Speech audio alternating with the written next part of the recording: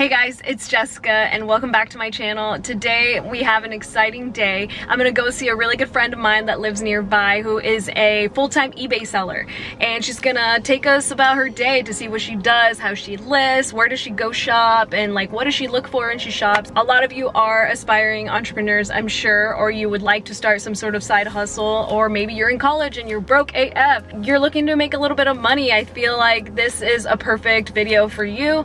I've actually started doing this a little bit on the side, and you make some quick money, you know, like assuming you know what kind of brands you're talking about. But yeah, I'm on my way to her house, so let's get this video started.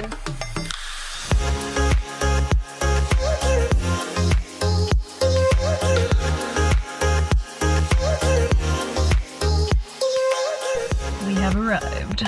Let's do this. Hey there! Hey! Hey guys, so my name is Mary and I'm a full-time eBay seller. I've been selling on eBay for about 2.5 years now, and welcome to a day in the life of an eBay seller. Let's go see what she does all day, besides drink water with stainless steel straws, which everyone should do, by the way. All right, let's go, Mary, let's go. Okay, Mary, so what do you do first? Okay, so first when I wake up after making tea, I come to my office and check on my eBay account. So I go through messages, see what's sold, if I have any problems, anybody has questions. I go and check out how the status of my store is doing. No, and then I set up my photo studio in case I'm gonna photograph today, but first I'm gonna ship. That's what happens after checking my account. And then today's sourcing day, so I will be sourcing after shipping and coming back to show you guys exactly what we're gonna do with the items that I source. Who is this? Oh, you know, some little girl. Random. Some little girl. Ouch! So what kind of messages do you normally deal with in the morning? So some messages that I receive from customers are questions on something I might have missed, like the rice measurement on pants that I didn't add on. Sometimes you'll get something like offers. You get a bunch of offers come in and you get to kind of sort out between what offer is the best, or if you're gonna counter, or what are you going to do about those offers. There's sometimes where I get a case open for, you know, an item not as described, but most of these things get escalated through a case, which gets closed down eventually. And there's a lot of eBay messages I get, so they like to send out coupons and notifications on what's coming out, what's new, what items you should be selling, just recommendations. Also, payouts. There's messages of how much you're getting paid out. Like, for example, I'm part of the managed payments, so I get notifications of how much I'm getting paid out for the day or for the previous sale day. And after I'm done going through all the messages, I am ready to ship, so I pull out the items that need to be shipped for the day. And once I have my item, I pull the number that was sold, and then I weigh it. Come over here and have all of my shipping supplies stacked up. I found this really neat way to do storage of this, just so I could see them all here. This is a file holder. I also thrifted. So I grabbed the respective size and I put it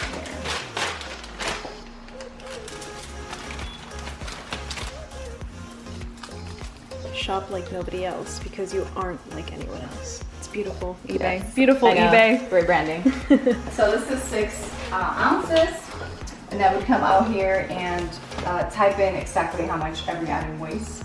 I go on here and then put 6 ounces. Update. And so I do free shipping, so I pay for the cost of shipping.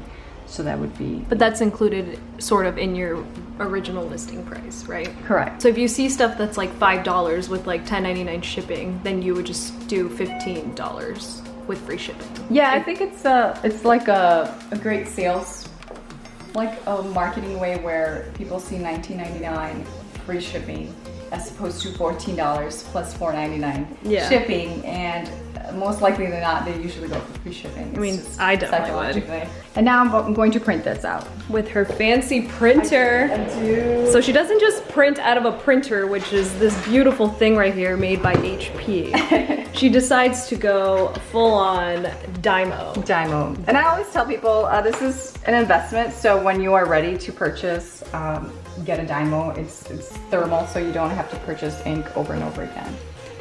Just like put them on.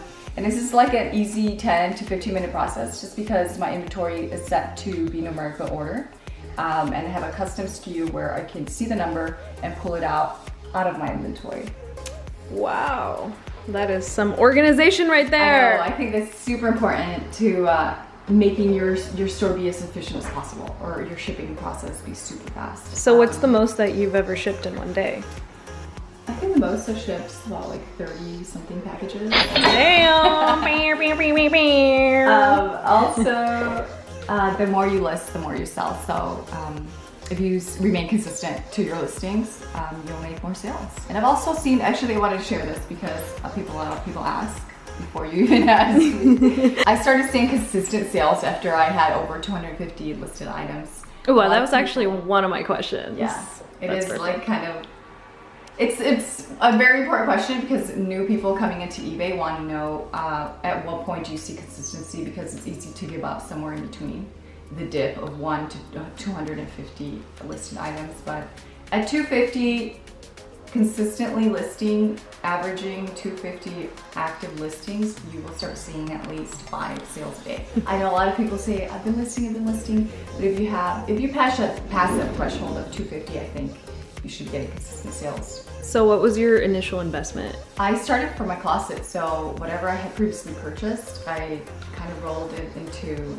the profits I have now. So I sold what I had from my home and turned that money back into my business to buy and sell more.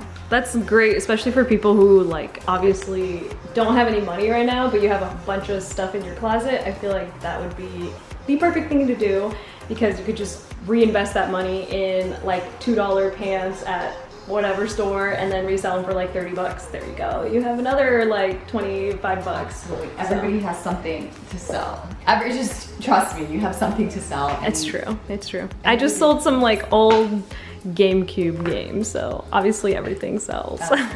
Yeah, so after we're done shipping, we drop it off at the mailbox. I like to drop it off at a blue bin down the street from my house. They always pick up at noon, so we gotta go before noontime. Okay, so I'm gonna ask Mary just a few questions that came up in my mind last night. Okay, so what got you into reselling on eBay? Because I'm sure everyone wants to know that one. Okay, so in 2012, I was selling on the platform. Like straight out of college, I started selling on there. So I started selling on Poshmark in 2012 and kind of did that only because I had so many clothes after college.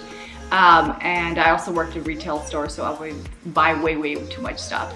So I started selling things on there, and then fast forward to like 2016, I had forgotten about that platform completely. And in 2016, I was waiting to get accepted into a dental hygiene program. So I was in between the waiting period to get into a program like that in Sacramento. And in between that, I thought about selling again. After that, I cleaned my closet out. So I started finding a bunch of things that I didn't use or that had really good resale value. So my boyfriend suggested I got on eBay, and that's when I tried a different platform, which I had never tried. So September 2016, I started selling on eBay, starting with my own clothes. Bam! So what kinds of things do you sell the most of? I know that some people have their niches like gaming, or maybe it's shoes or furniture or something. Like, what is your niche? So I primarily sell women's apparel, and that's what I enjoy. I love picking it up, I love sourcing it, and I love selling it. So I think it's also important to source things that you love. Women's apparel is my main niche. I would say I started doing hard goods somewhere last year. I didn't really like it only because it did take up a little bit more storage space, and items that are foldable like clothing are easier to store. Very easy, and to ship. Honestly, the shipping costs on something really heavy, I can't even imagine that. Okay, so would you recommend someone starting on eBay or any other platform for their first sale? I think it depends on what they buy. I think if you find a lot of hard goods, then I think the best place to start is on eBay. If you start maybe finding a lot of shoes do well too on Poshmark. So that's another platform that I also cross-list to. Mercari, I found that they sell a lot of athletic wear really fast. So depends what type of items you're picking up would kind of tell you what platform you should start selling on. My last question is, what is the future of all these platforms in your opinion? I think everybody's evolving. I think eBay is a very big company from the start. I mean, they've been running for years, but I don't see them going anywhere besides just catching up to what the competitors are doing. For Poshmark, I feel like they are expanding. They're moving really fast. So it's considering that was a very small company that started in 2012, like they've evolved a lot since then. They're still not as big as eBay, I would say, but they're definitely going in the right direction. As far as Mercari, it's a completely new platform to me and I'm just getting the hang of it. I feel like they have a lot more work to do, but they do have a lot of the audience that gives in to like OfferUp, Craigslist related selling. If I could restart for Mercari, I would say Mercari is a brand new platform, but I think they're trying to catch up to Poshmark and eBay as well. I don't think it's as notorious as the other platforms right now. A lot of people don't know a lot about Mercari, but I think they're gonna grow too. I don't see them going anywhere. The resale business is just booming. Yeah, because all of you are gonna go out there and do what she's doing. So let's just, you're letting the word out. More people, more people. Yeah, but I think there's definitely enough for everyone. Yeah. And there's so many platforms you can do it on too. Yeah. So. And Matt will agree too, with Amazon, everyone thinks like, is it too late or is it oversaturated? It's like, no, like you still have opportunity in these platforms, even though, you know, you see someone doing really well and you're probably not doing well your first month. It's, I mean, there's always opportunity to grow in them, and that's what's so great about them. And that's why you were doing it. Otherwise you wouldn't be doing it. It's never gonna die, to be honest. Never. I mean, as long as we wear clothing, I think we can sell them.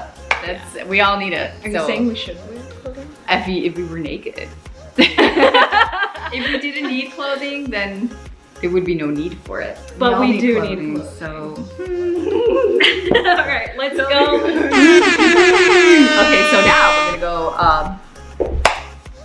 I need to put deodorant on first. Can I borrow some? Wait, this is what you need when you go sourcing. What do you need? Yeah, definitely take your green bags.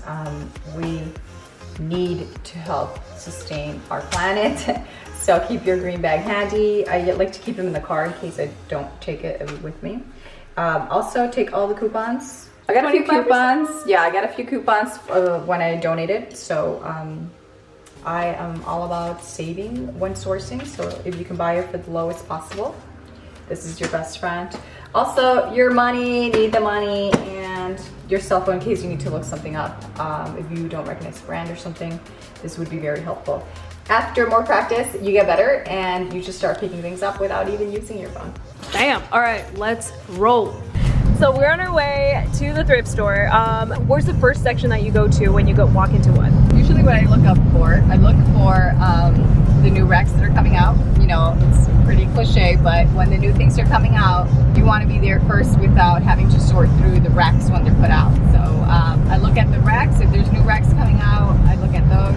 Then move on to the fitting room rack if they have a fitting room rack, because usually those are semi-good picked items that people decided not to buy. So it's all in one place. Again, saving you time and energy. And then I personally like going into pants. I start off at pants and then go into dresses.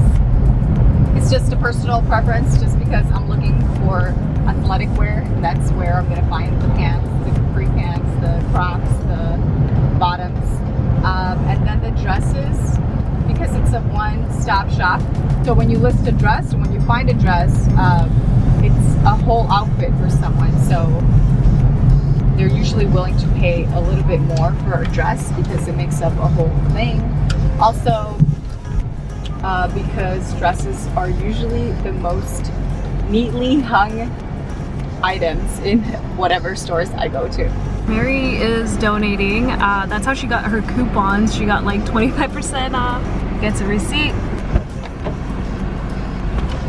Even better, I had a bag to donate out there, and when I donate, you get that coupon I was talking about.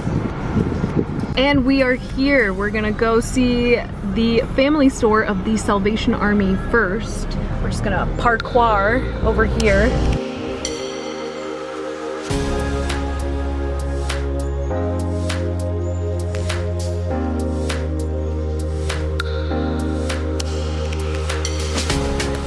We are in the pants section, right? Here we are. Okay. What are your top brands that you look for, say, in the pants section? Because I love selling athletic wear, I'm looking for those athletic brands like Athletics, Lululemon, Lucy, Outdoor Voices. We found the new rack. Well, actually, this is the rack that's right next to the fitting room. Oh, my bad. Everybody's returning their stuff. Will there be any good stuff? I don't know. Aw, you're such a nice, abiding citizen. No, Putting them back in the hangers. I believe in good karma. And here it is. The J. Jill dress. J. Jill black dress. So what? That was instant karma, by the way. Oh, and Grey's Anatomy scrubs. That's cool, I guess. That's very cool because they actually do well. Alright, so how do you look up an item? So we find a brand and you're interested, you're wondering if it's worth anything, you go ahead and type it in on eBay. And then we filter by solds, and then it'll show what it's worth. So pre-owned, the set would go for about $30. The pants by themselves go for about $30. So you determine if it's worth it and how much it's going. It looks like the set is here, so. Perfect. $30, totally worth it. Do you think it's worth it? Yeah, everything's half off, so we're good. Perfect. Now we inspect the garment. There's the thing. For things like this, you have to think about if it's worth you cleaning it up or not. What do you think? Thinking about it. I'm thinking I could get rid of this, but you just can't. This is a good one though. It's $30, but like this is 8, so this is 4 and 4. Wait, is it together or separate? It seems it has to be together. Rachel Ray. A Rachel Ray dress. Roy. Oh. Rachel Roy. Rachel Roy. This is a Nordstrom brand. We check out and see how much it's worth. Maybe not. Next. See, that's what you always check. Yeah, double check. Sometimes it's not worth it. Do you think these will fit me? Yeah, try on. My shoe can barely fit. Absolutely not. They match your shoes though. So what do you look for? You, or do you know?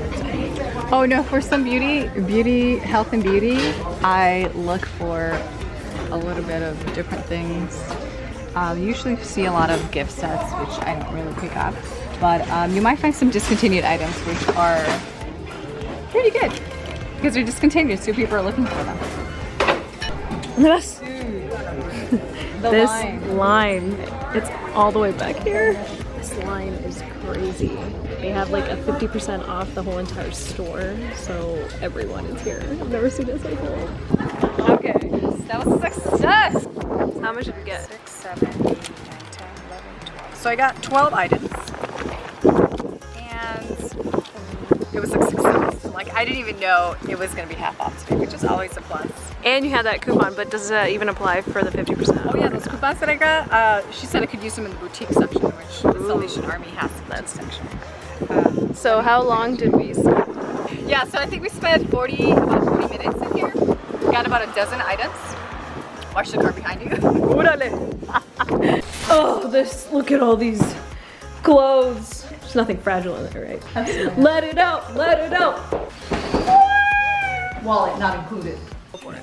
So what do you do first when you get home after? Like I'm paying. Yes, she is peeing, as you can tell here. Okay, so first I get home and I clip off all of the price tags. Of course, you don't want that to be photographed. So I take off the price tags with some scissors and then organize the items by categories. So say they're all pants, I stack them together. All tops together, dresses together, etc. Once I separate them, they're ready to be measured. I measure them one by one, depending on the style of items. The pants get measured, the inseam, the waist, and the size. Obviously, it's important. I write down where it's made from and any details that I might need when it's time to list. Then for tops, I measure the bust, so it would be from armpit to armpit, laying flat. The length, and if they have a sleeve, I'll do the sleeve.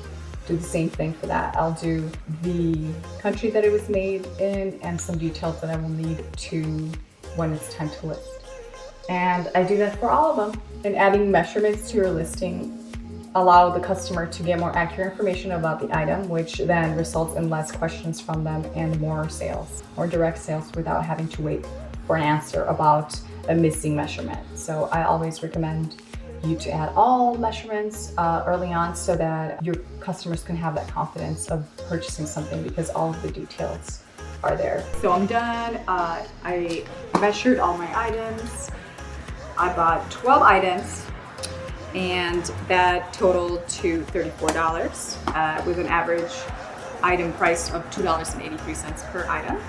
So that's very good. I like to stay under $3 to $4 per item usually when I source, so this is very good. I was glad that the 50% off sale was going on, so that was awesome. There's 12 items, but I'm only listing 11 because Jessica decided I had to keep them, one but of I them. paid her for them, so. She paid, of course, and they fit her perfect, so she's gonna keep them. I always do the receipt to get an idea of what I'm looking at. And I usually write on my receipt how many items I purchased. And the reason you do the clipboard and write everything down is so that you could just go back to the listing and just do it from anywhere. You don't have to do it like here with your laptop. You could, but this is just much easier for you. Yeah, I know there's so many different ways. A lot of sellers do it differently. I didn't always do it this way. I kind of started with one way and another way, trying to see what works with me and my lifestyle. So I found that writing all of the measurements down in a clipboard like this makes it easier for me to work from literally anywhere. So I don't only work from home and I don't want to be stuck at the office or in my office, stuck at my desk all day. So if I take this clipboard to a coffee shop with my laptop, I can do all of the listings, draft it if I have to, or if I already photographed, have the listing be live. I can take it to the beach, I could list on the road, because everything is here. It makes it a little bit more easier for me that way. Then after I measure, it goes on to be photographed. Yeah, all the lights need to be on so that we get the least amount of shadows. Do you always have the white background? Yes, for eBay it's important to have a white background. It allows for items to pop up faster, and Google loads them faster too. So you take them from the front and the back. Yeah, I think the more photos the better. It gives the customer an idea of what exactly the item looks like. And get obviously any blemishes so that the customer is aware and you don't get in trouble. Yeah, definitely. If there's any flaws, make sure you take photos of them and note them in the description. That's very important. That way you don't get any cases opened against you. It looks like there's no size tag for this one. But size tags are very important. For this one, I'm gonna note in the description the measurements.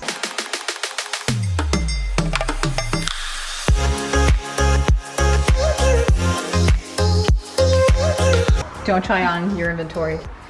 I think Mary tried Levi's these look super. Levi's on. Now she's not gonna like take them off ever again.